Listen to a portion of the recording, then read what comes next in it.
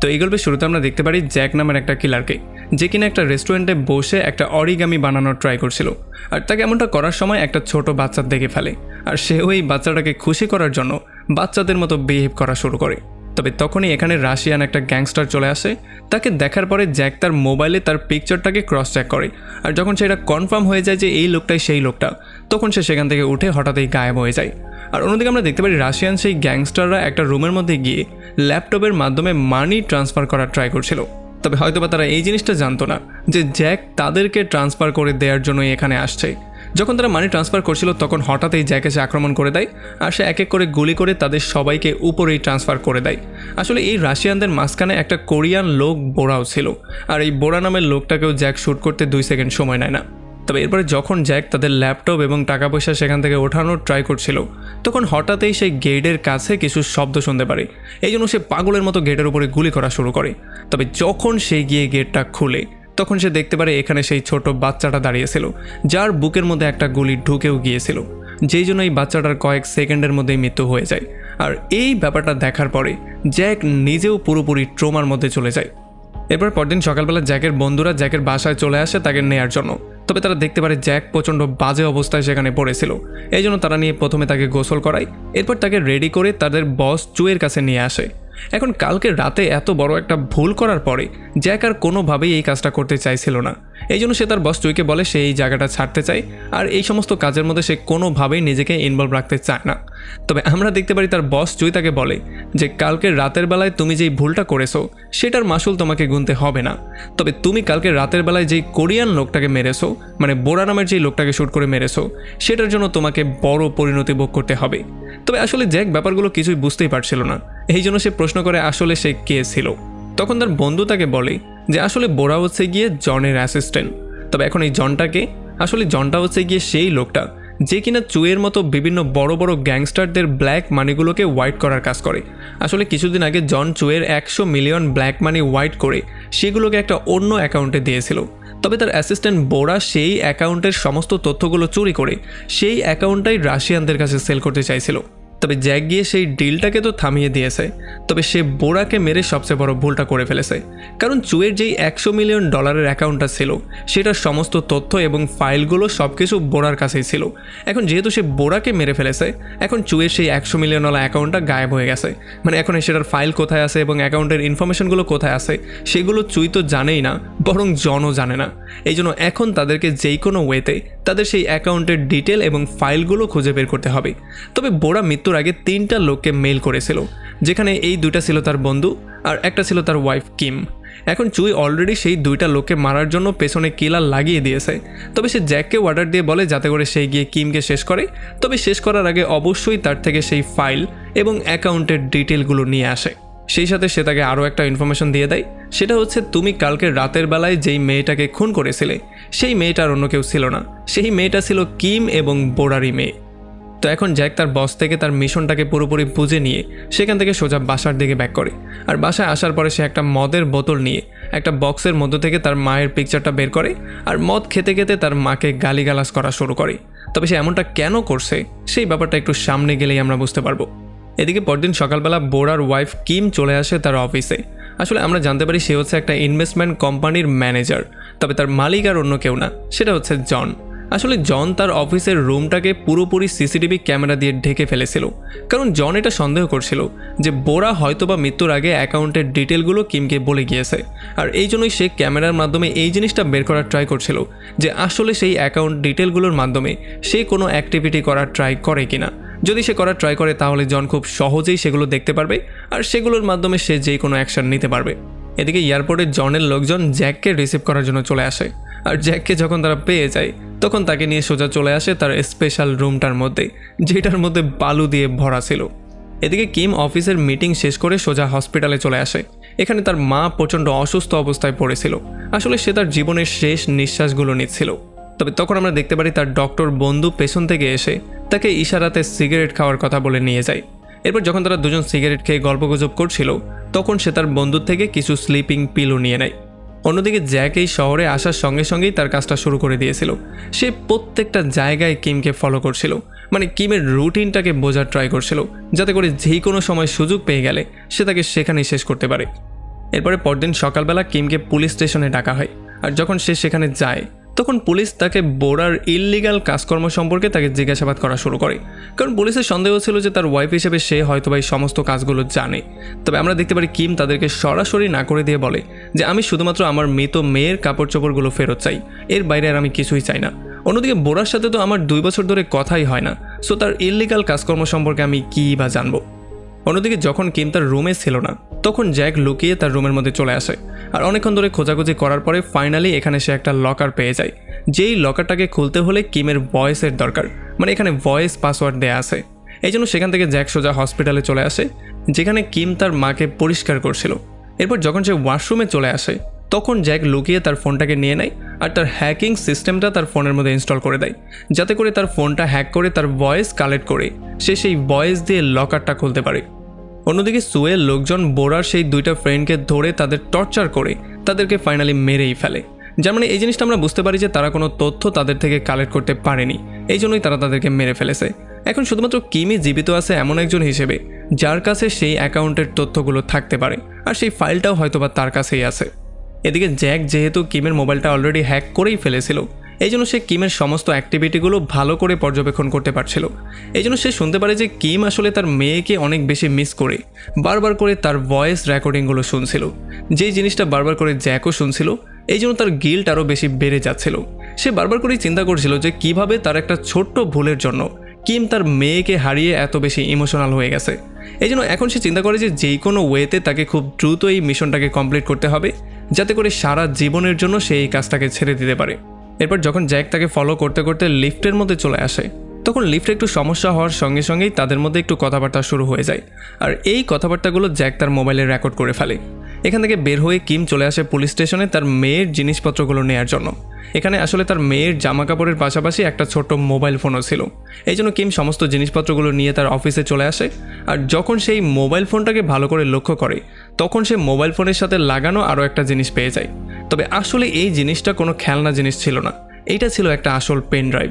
এই জন্য সেই পেন ড্রাইভটাকে দ্রুত তার কম্পিউটারে কানেক্ট করে। এই পেন ড্রাইভের মধ্যে সে তার মেয়ের কিছু পিকচার পেয়ে যায়। আর এই পিকচারগুলো দেখার পরে সে অনেকটা ইমোশনাল হয়ে গিয়েছিল। তবে তখনই সে এখানে জনের অ্যাকাউন্টের ডিটেলওয়ালা একটা ফাইলও পেয়ে যায়। তবে যখন সে এই ফাইলটা ওপেন করার ট্রাই করে তখন এটা পাসওয়ার্ড চাওয়া শুরু করে। এই জন্য সে অনেকক্ষণ ধরে চিন্তা করার পরে পাসওয়ার্ড হিসেবে তার মেয়ের নামটাই দিয়ে দেয় অ্যান্ড বুম, ফাইলটা ওপেন হয়ে যায়। তবে সমস্যাটা হচ্ছিল এই ফাইলের মধ্যে কি লেখা ছিল, মানে ইনফরমেশনগুলো সব কিছুই তার মাথার উপর দিয়ে যাচ্ছিল। এই জন্য সে দ্রুত এই ফাইলটার একটা কপি করে সেখান থেকে পেন ড্রাইভটা নিয়ে বেরিয়ে চলে যায়। তবে সেই ফাইলটা ওপেন করার জন্য সেই ফাইলের লোকেশনটা জনও পেয়ে যায়। আর যখন সে ফাইলের লোকেশনটা ভালো করে চেক করে তখন সে দেখতে পারে সেটা তার অফিসের লোকেশন ছিল। আর যখন সে কিমের রুমের সিসিটিভি ফুটেজটা ভালো করে চেক করে তখন সে দেখতে পারে সেই পেন ড্রাইভটা আসলে কিমের কাছেই আছে। এই জন্য সেই ইনফরমেশনটা দ্রুত তার চেলাদের মধ্যে ছড়িয়ে দেয়। অন্যদিকে আমরা দেখতে পারি জ্যাক কিমের যেই ভয়েসটা রেকর্ড করেছিল সেটার মাধ্যমে সে এসে সেই লকারটাকে ওপেন করে ফেলে। তবে এই লকারের মধ্যে সে কিছুই খুঁজে পায় না, শুধুমাত্র ডিভোর্সের কিছু কাগজপত্র সেখানে পড়েছিল। তবে তখনই জনের একটা চেলা তাকে কল দিয়ে সেই ইনফরমেশনটা দিয়ে দেয় যে সেই পেন ড্রাইভটা এখন কিমের কাছে আছে। সো দ্রুত কিমের থেকে সেই পেন ড্রাইভটা নিয়ে কিমের খেলা সেখানেই শেষ করো। একটু পরে যখন কিম তার রুমের মধ্যে চলে আসে তখন সে এই জিনিসটা জানতো না যে জ্যাক অলরেডি তার রুমের মধ্যে আছে। এই জন্য সে ফ্রেশ হয়ে তার মেয়ের একটা ডিভিডি প্লেয়ার ওপেন করে সেটা দেখে কান্নাকাটি করা শুরু করে, কারণ এগুলো দেখার পরে সে অনেক বেশি ইমোশনাল হয়ে গিয়েছিল আর সে তার মেয়েকে মিস করা শুরু করেছিল। আসলে জ্যাকও দূরে বসে বসে এই সমস্ত জিনিসগুলো শুনছিল, এই জন্য তার গিল্ট আরও বেশি বেড়ে যাচ্ছিল, সেও অনেক বেশি ইমোশনাল হয়ে যাচ্ছিল। তবে একটু পরে যখন সে আবার হুঁশে আসে তখন সে প্রচণ্ড রাগের মাথায় এসে কিমকে শ্যুট করার জন্য তার রুমের মধ্যে চলে আসে। তবে সে এসে দেখতে পারে কিম তো অলরেডি বেহুশ হয়ে পড়ে আছে। আসলে সে অনেকগুলো স্লিপিং পিল একসাথে খেয়ে প্রায় মৃত্যুর মুখেই চলে গিয়েছিল। আর তখন সিনটা চলে আসে জ্যাকের ছোটোবেলার লাইফে। আমরা জানতে পারি আসলে জ্যাক কেন তার মাকে হেট করতো। আসলে তার মা তাকে নিয়ে একটা নিরিবিলি জায়গায় এসে তাকে গাড়ি থেকে নামিয়ে পালিয়ে যাওয়ার ট্রাই করছিল। যদিও তার মা তাকে গাড়ি থেকে নামিয়ে দিয়েছিল, তবে জ্যাক লুকিয়ে ডিকির মধ্যে বসে গিয়েছিল। আর পরবর্তীতে গাড়ির ঝাঁকুনিতে একটা সময় সে ঘুমিয়ে পড়েছিল, কিন্তু হঠাৎ করেই একটা গুলির শব্দে তার চোখ খুলে গিয়েছিল। আর সকালবেলা যখন এখানে পুলিশ এসেছিল তখন তারা তাকে উদ্ধার করে সেখান থেকে নিয়ে গিয়েছিল। আসলে জ্যাকের মা নিজের দায়িত্ব থেকে পালানোর জন্য নিজেকেই শ্যুট করে মেরে ফেলেছিল, যেই জন্য জ্যাক দুনিয়াতে পুরো একাই হয়ে গিয়েছিল। আর এই সমস্ত ব্যাপারগুলোর জন্যই সে তার মাকে হেট করত। এখন এই সমস্ত ব্যাপারগুলো মনে করার পরে জ্যাকের মাথা অনেকটাই গরম হয়ে যায়। এই জন্য সে 3-4টা শ্যুট করে সেখান থেকে দ্রুত পালিয়ে চলে আসে। তবে আসলে সে কি কিমকে শ্যুট করেছিল? ব্যাপারটা হচ্ছে না, সে ফাঁকা একটা জায়গায় 2-3টা শ্যুট করে দ্রুত 911-এ কল দিয়ে দিয়েছিল, যেই জন্য সময় থাকতেই পুলিশ এসে কিমকে হসপিটালে নিয়ে গিয়েছিল আর তার জীবনটাও সেভ হয়ে গিয়েছিল। তবে এই সমস্ত ব্যাপারগুলোতে জনের মাথাটা প্রচণ্ড গরম হয়েছিল, কারণ জন এখন পর্যন্ত সেই অ্যাকাউন্টের ডিটেলগুলো পায়নি। এই জন্য সে তার লোকজনের উপরে চিল্লাচিল্লি শুরু করে। একটা পর্যায়ে তো সে একটা লোকের মুখের মধ্যে 2টা জোরে জোরে পাঞ্চও করে দেয়, যেই জন্য তার মুখ রক্তে লাল হয়ে যায়। এদিকে জ্যাকের বস সুই এই ব্যাপারটা জানতে পারে যে জ্যাক এই মিশনটাকে কমপ্লিট করেনি। এই জন্য সে জ্যাকেরই বন্ধু চাওকে বলে দ্রুত গিয়ে জ্যাককে শেষ করে তার নিজের মিশন কমপ্লিট করার জন্য। তো এরপর পরদিন সকালবেলা হসপিটালে পুলিশ এসে কিমের সাথে মিট করে তাকে সতর্ক থাকার পরামর্শ দেয়। তারা বলে যে বোরার 2টা ক্লোজ ফ্রেন্ডকে কোনো কিলাররা মেরে ফেলেছে, হয়তোবা পরবর্তী টার্গেট আপনিও হতে পারেন, এই জন্য আপনাকে হয়তো একটু সতর্ক হয়ে থাকতে হবে। আর এরপরে ডিটেকটিভ তাকে সমস্ত ব্যাপারটাকে বুঝিয়ে বলে। সে বলে যে আপনার বস জন বড় বড় গ্যাংস্টারদের ব্ল্যাক মানিগুলোকে হোয়াইট করার কাজ করে, তাও আবার তার এই কোম্পানির মাধ্যমে। এই জন্য যখন এই সমস্ত ব্যাপারগুলো আপনার হাজব্যান্ড বোরা জেনে গিয়েছিল, তখন সে সেই সমস্ত অ্যাকাউন্টের ডিটেলগুলো চুরি করে ফেলেছিল। সে $100 মিলিয়ন একটা অ্যাকাউন্টও চুরি করে ফেলেছিল, যেই অ্যাকাউন্টের ডিটেলগুলো সে রাশিয়ান কিছু মাফিয়ার কাছে সেল করার ট্রাই করেছিল। তবে তখন সেখানে একটা গ্যাংস্টার গিয়ে সেই সমস্ত ডিলগুলো বন্ধ তো করেই দিয়েছিল, বরং আপনার হাজব্যান্ড আর আপনার মেয়েকেও খুন করে দিয়েছিল। এখন সমস্যাটা হচ্ছে মৃত্যুর কয়েকদিন আগে আপনার হাজব্যান্ড বোরা আপনাকে একটা মেল করেছিল, যেই মেলের মধ্যে একটা মোবাইলের সিরিয়াল নাম্বার ছিল। এখন যদি এই সিরিয়াল নাম্বারটা বা এই মোবাইলটা সম্পর্কে কিছু আপনার মনে পড়ে বা আপনি জানেন, তাহলে প্লিজ আমাদেরকে একটু সাহায্য করুন, কারণ সেই সমস্ত টাকাগুলো ইল্লিগাল টাকা, আর ইল্লিগাল টাকার উপরে পৃথিবীতে সবচেয়ে বেশি যাদের অধিকার থাকে তারা হচ্ছে পুলিশরা। তো এখন পুলিশ চলে যাওয়ার পরে কিমকে জ্যাক কল দেয়, আর জ্যাক তাকে জিজ্ঞেস করে সে ভালো আছে কিনা। কিম বলে হ্যাঁ আমি ভালো আছি, তবে তুমি কে? তখন জ্যাক তাকে বলে যে তোমার মেয়ের মোবাইলটা চেক করো। আর যখন সে তার মেয়ের মোবাইলটা চেক করে, তখন সে দেখতে পারে সেই মেইলের সিরিয়াল নাম্বারটা তার মেয়ের মোবাইলের সিরিয়ালের নাম্বার সাথে ম্যাচ করছে। এই জন্য জ্যাক তাকে পরামর্শ দিয়ে বলে যে যদি তুমি নিজের জীবনটা বাঁচাতে চাও, তাহলে দ্রুত সেখান থেকে পালিয়ে চলে যাও, কারণ কিছু কিলার তোমাকে খুন করার জন্য হসপিটালেই আসছে। তবে দুর্ভাগ্যবশত ততক্ষণে একটা কিলার এই পর্যন্ত চলেই এসেছিল। সে যখনই কিমকে মারার জন্য যাওয়া শুরু করে, তখনই এখানে জ্যাক চলে আসে, আর জ্যাক গিয়ে তার উপরে আক্রমণ করে দেয়, যে জন্য তাদের দুজনের মধ্যে অনেকক্ষণ ধরে ভয়ঙ্কর মারামারি হয়। আর একটা পর্যায়ে কিলার একটু আহত হয়ে গেলে সে সেখান থেকে দৌড়ে পালিয়ে চলে যায়। জ্যাকও তাকে ফলো করতে করতে সোজা নিচে চলে আসে। আর অন্যদিকে আমরা দেখতে পারি পুলিশ তখন কিমকে প্রোটেকশন দিয়ে কোনো রকমে সেখান থেকে বের করার ট্রাই করছিল। তবে সেই কিলারও লিফটের সামনে একটা গান নিয়ে এসে দাঁড়িয়ে যায়, কারণ সে কিমকে যেই কোনো ওয়েতে মারতে চাইছিল। তবে যখন সে তাকে পুলিশের সঙ্গে দেখতে পারে, তখন তার কিছু করারই সাহস হয় না। তবে ঠিক সেই মুহূর্তেই পেছন দিয়ে জ্যাক চলে আসে, যে এসে সেই কিলারকে শ্যুট করে সেখানেই মেরে ফেলে।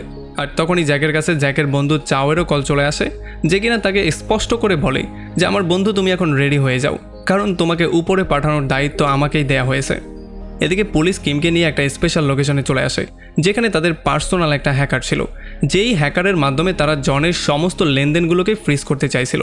আর সেই $100 মিলিয়ন অ্যাকাউন্টটা তো প্রথমে তারা ফ্রিজ করতে চাইছিল। তবে আমরা দেখতে পারি তখনই জ্যাক কিমকে কল দিয়ে বলে যে তোমার পুলিশদের সাথে যাওয়া একেবারেই উচিত হয়নি, কারণ যেই কোনো সময় প্রফেশনাল কিলাররা তোমাকে শ্যুট করে সেখানেই মেরে ফেলতে পারে, কারণ তারা যেই কোনো সময় যেই কোনো কিছু করতে পারে। তোমার প্রোটেকশন পুলিশ কোনো দিনও দিতে পারবে না। আর এতটুকু বলার সঙ্গে সঙ্গে আমরা দেখতে পারি জনের সাথে মিলিত একটা অফিসার গান বের করে অন্য ডিটেকটিভদের শ্যুট করে মেরে ফেলে। আর এরপর সে পেন ড্রাইভটা নিয়ে সেখান থেকে দ্রুত বাইরে চলে যায়। তবে যখন সে জনের লোকটার কাছে পেন ড্রাইভটা দিয়ে দেয়, তখন জনের লোক এই পুলিশ অফিসারকেও শেষ করে দিয়ে সেই পেন ড্রাইভ নিয়ে সোজা জনের কাছে দিয়ে দেয়। তবে এর একটু পরেই চাওয়ের সমস্ত লোকজন চলে আসে কিমকে মারার জন্য। তবে যতক্ষণে তারা কিমকে মারতে যেত, তার আগেই জ্যাক পেছন দিয়ে এসে তাদের উপর আক্রমণ করে দেয়, আর এক এক করে তাদের সবাইকে ভয়ঙ্কর মৃত্যু দেয়। তবে তখন আমরা দেখতে পারি দূর থেকে চাও তাদের উপরে পাগলের মতো ফায়ারিং করা শুরু করে। এই ফায়ারিং থেকে জ্যাক কোনো রকমে নিজেকে সেভ তো করে ফেলে, তবে এখানে থাকা বাকি সবার মৃত্যু হয়ে যায়। কিম কোনো রকম একটা জায়গায় লুকিয়েছিল, তবে চাওয়ের একটা লোক তাকেও দূর থেকে দেখে ফেলে।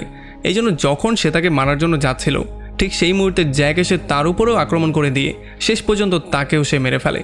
এরপর সে কিমকে কল দিয়ে বলে যে আমি এখন চাওয়ের মনোযোগ আমার দিকে নিয়ে আসবো, আর এই সুযোগে তুমি দ্রুত এই বিল্ডিং থেকে বের হয়ে নিচে একটা কালো গাড়ি দাঁড়িয়ে আছে সেটা দিয়ে পালিয়ে চলে যাবে।